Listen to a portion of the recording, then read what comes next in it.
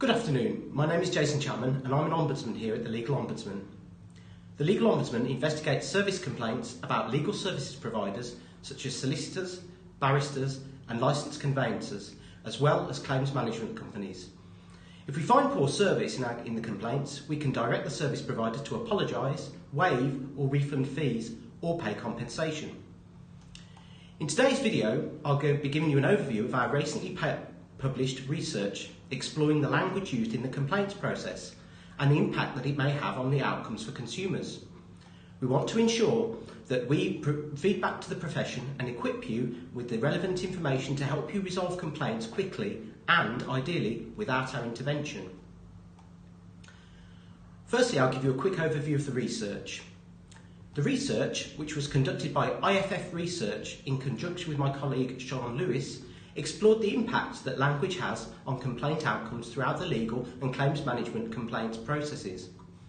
In particular, it examined the extent to which the use of language and communication influence people's ability to engage in complaints, both internally within your firm and at the Legal Ombudsman, and the choices they made during the complaints process.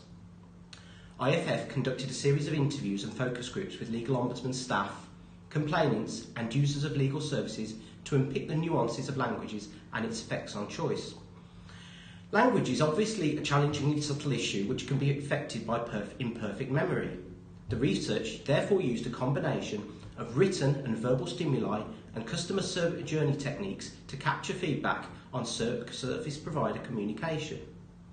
If you'd like to read the full research report, it can be found on our website www.legalombudsman.org.uk. Following the findings, we've generated 7 top tips to help you when responding to complaints. I'm going to talk you through each of them. The first tip, tip 1, is to keep it simple. If you can, avoid using jargon, acronyms, pretentious language and using legal or technical terms.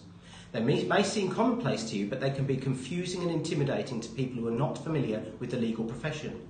If you need to use legal terms, you need to explain what they are straight away and as clearly as possible. The second tip is be timely. Give a time frame for how long you will take to investigate and respond to the customer so they aren't constantly checking for a response. This will reassure the customer that the complaints process will not go on indefinitely. It would also be useful to note how you will respond so the customer doesn't have to constantly check for emails or letters. The third tip is take it seriously. Ensure that it's clear that you're taking the complaint seriously. Overly informal language or poor grammar or processes can suggest that no formal investigation is underway. I've seen examples of providers say that they will have a word or take a look at the complaint, which can leave people unsure of whether the complaint is being dealt with through a proper process. Tip 4, don't be afraid to apologise. Start with a proper apology if appropriate and avoid burying it at the end of lengthy letters. The researchers highlighted phrases such as "I'm sorry you felt the need to complain" or "I'm sorry you feel this way" being used, which came across as disingenuous and patronising. If you've made a mistake in the delivery of your service, simply say sorry without caveats or conditions. Our scheme rules do not view this to be an admission of negligence, and the Compensation Act 2006 makes it very clear that an apology, an offer of treatment or other redress shall not in itself amount to an admission of negligence or breach of statutory duty. Equally, we saw apologies hidden at the end of lengthy letters, often following providers justifying their actions to date. This can play into customers' fears that the complaints handling process will be subject to the same negativity as the original service that they consider they were provided with. Tip 5. Acknowledge stress or inconvenience caused. For many, the decision to make a complaint is not taken lightly. Complaining is seen as a negative activity, and people lack confidence in the process and fear jeopardising their relationship with the service provider. It's therefore important to empathise with the situation they're in and acknowledge the stress and inconvenience which has been caused if appropriate. Showing genuine concern reassures them that you're taking their position seriously and you're understanding the predicament they're in. Tip 6. Demonstrate to the customer that you appreciate their feedback and the opportunity to improve their service. Irrespective of the merits of the customer's complaint, they feel that their experience has fallen short of the service that they had hoped to receive, and indeed the service that you had hoped to deliver. Thank the customer again for the feedback and the opportunity to improve. Again, this helps to reassure the customer that you're taking their complaint seriously. And finally, tip 7, be clear. When responding to a complaint, details the customer's concerns one by one.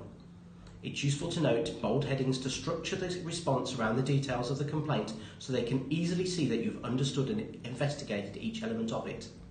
It is also important to give an explanation of what evidence you have looked at and what your conclusions are.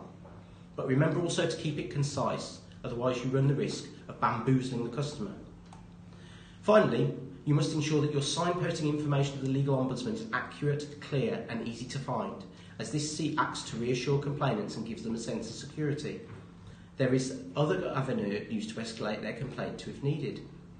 You need to inform the client of our contact details and provide full information regarding our time limits. That brings us to the end of today's video. I hope you found it useful.